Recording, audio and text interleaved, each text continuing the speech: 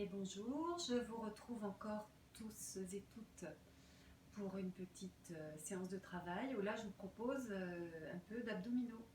Tranquille, mais voilà, c'est accessible à tout le monde. On va prendre le temps de, comme je fais, je vous explique au fur et à mesure. Et puis vous adaptez, vous faites plus ou moins longtemps en fonction de ce que vous pouvez. Il ne faut pas se décourager, donc il faut faire progressivement. Mais vous allez voir, ce n'est pas les abdos les plus terribles du monde non plus. Alors, on s'installe allongé sur le dos.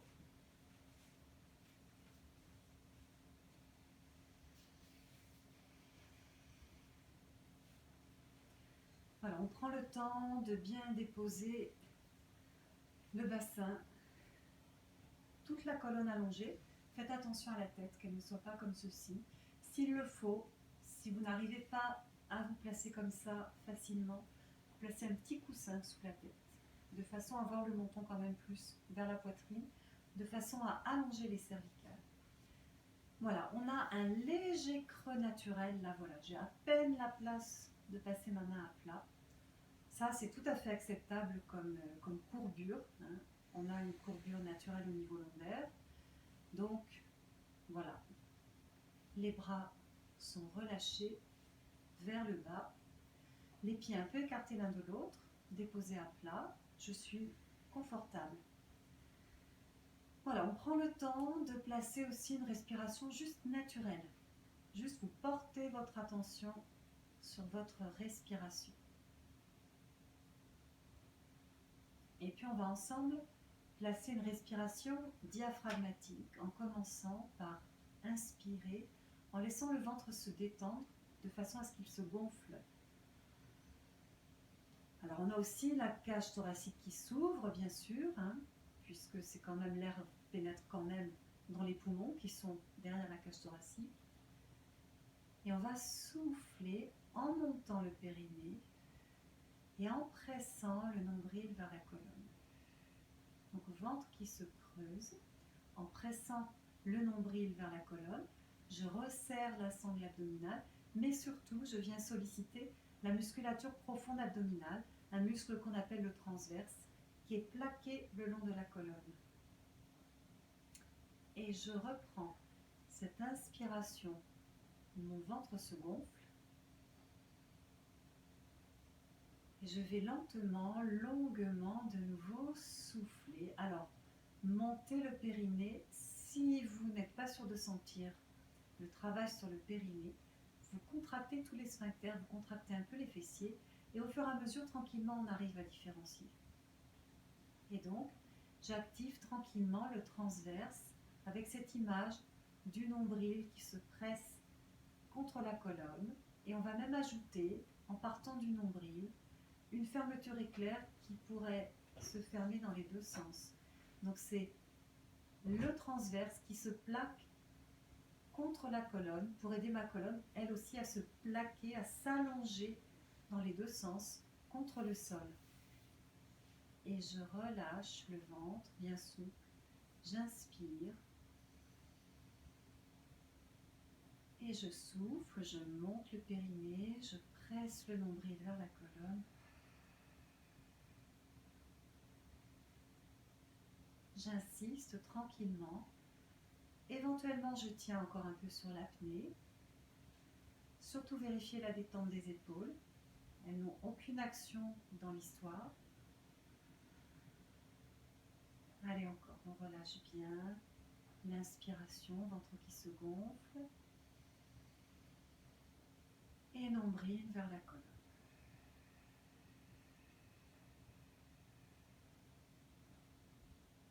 Colonne qui s'applique.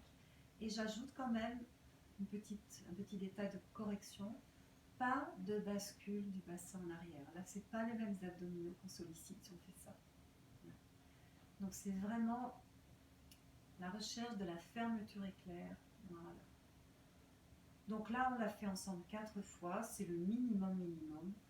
Vous pouvez, quand vous l'aurez bien découvert, que vous le serez approprié, vous pouvez le reprendre plus longuement. On poursuit sur le même principe de l'inspiration où le ventre bien souple se gonfle. Et on va délicatement soulever un pied du sol et placer la jambe fléchie à peu près à angle droit et souffler.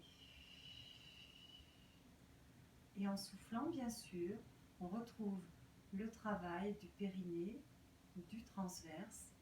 On essaie de garder le poids du corps équilibré sur les deux côtés du bassin, la colonne bien longue.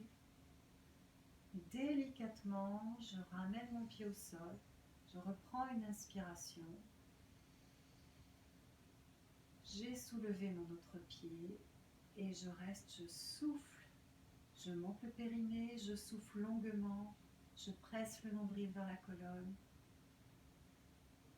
Ma colonne toujours longue, mon dos toujours large, le bassin bien à plat. Je vous le remontre une fois de chaque côté, mais vous pourrez le développer plus longtemps. J'inspire. Ma jambe est à peu près à angle droit et je la maintiens, je souffle.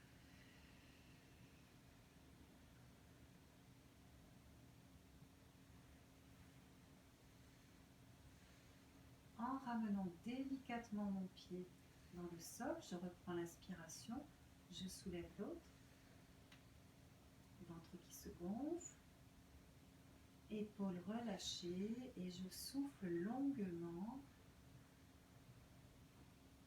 Et je suis en train de monter le périnée, d'activer le transverse en pressant le nombril vers la colonne, avec toujours cette image de la fermeture éclair qui part du nombril et en même temps qui se ferme en descendant, qui se ferme en montant. Et redéposer le pied. Celui-là, on le développera ultérieurement. Pour l'instant, on se contente de ça. Déjà, si vous vous entraînez sur ça, voilà, 2 ou 3 fois d'affilée, que vous vous l'appropriez, vous serez tout à fait prête et prêt ensuite à développer ce travail à partir de cette base-là. Bien, on continue sur le travail des abdominaux et la tonicité des bras.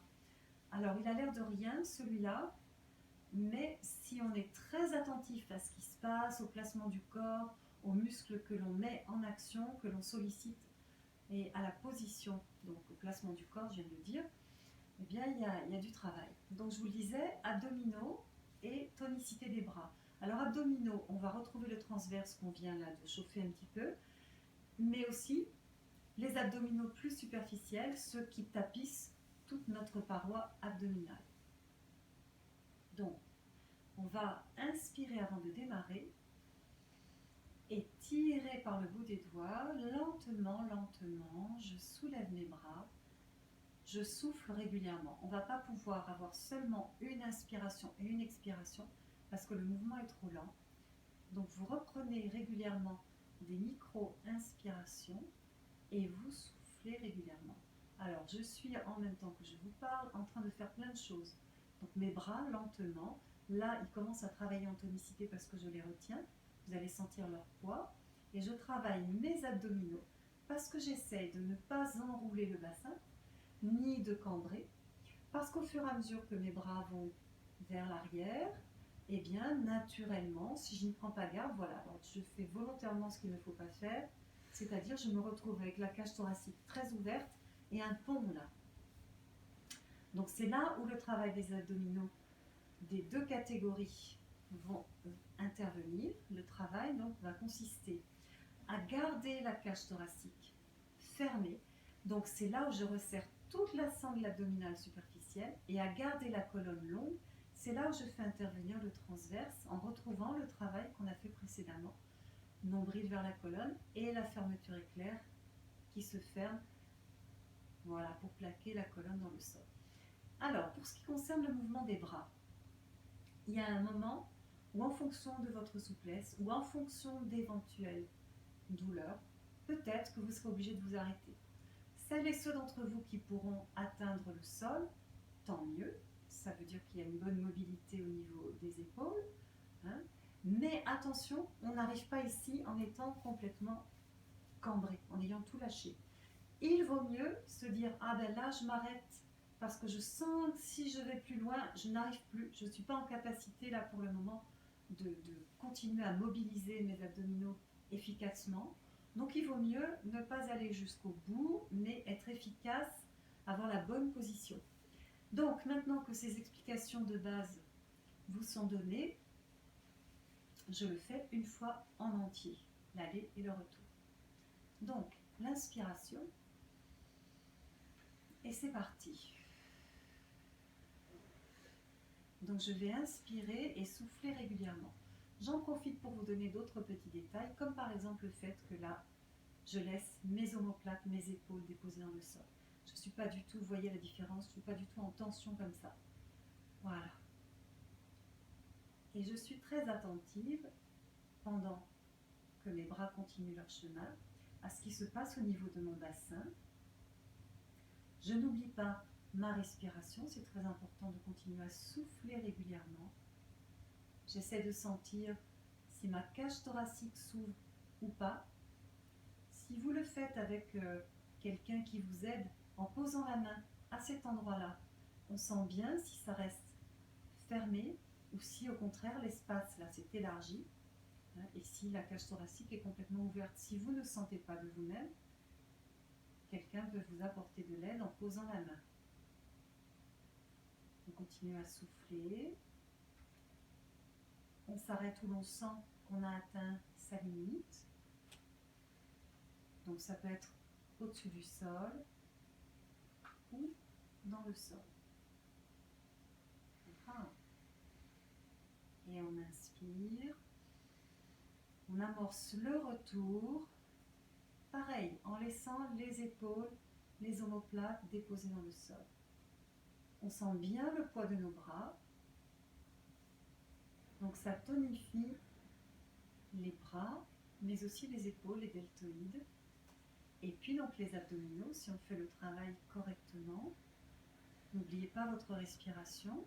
Moi j'ai pris l'habitude de respirer en parlant, mais vous inspirez, vous soufflez régulièrement. Vous gardez aussi un œil sur vos cervicales. Si pendant le travail la tête fait ça, ça ne va pas.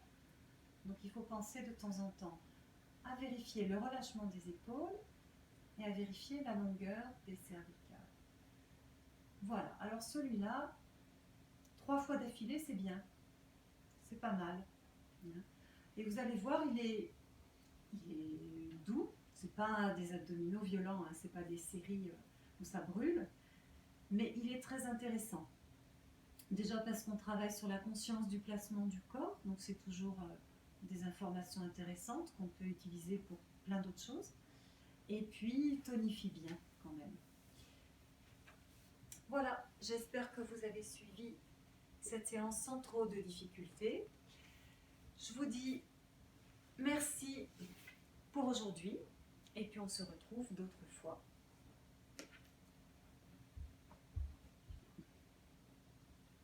Ah.